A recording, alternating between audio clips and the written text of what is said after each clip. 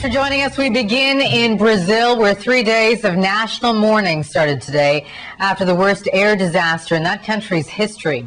A Brazilian jet had attempted to land at the airport near downtown Sao Paulo. It's surrounded by businesses and office towers, and that meant disastrous results when the pilot tried to abandon the attempt. Nearly 200 people died in the crash. The CBC's Alison Smith picks up the story.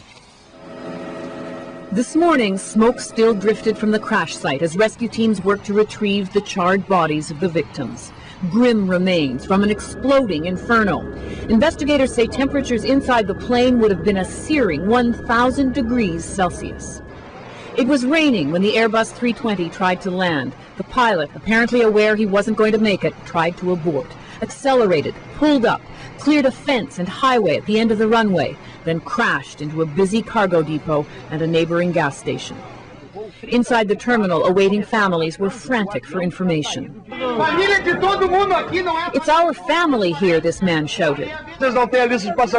They say they don't have a passenger's list. I've been flying for 30 years. How can they not have a passenger's list? This man demanded.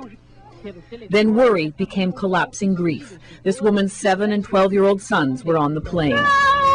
Congonhas is the busiest airport in Brazil, popular, heavily traveled, a convenient downtown location amid the skyscrapers of South America's biggest city. It's also a runway that some say was an accident waiting to happen. Pilots nicknamed it the aircraft carrier. It's short, with no margin of error for big, heavily loaded jets.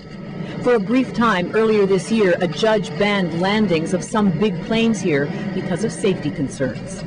The runway was recently resurfaced, and there was more work to be done. The surface had no grooves.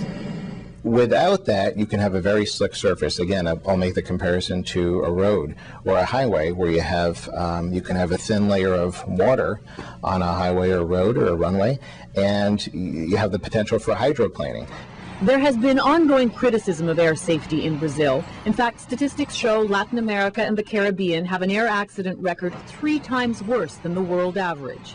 This was the deadliest accident in Brazil's aviation history. Alison Smith, CBC News, Washington.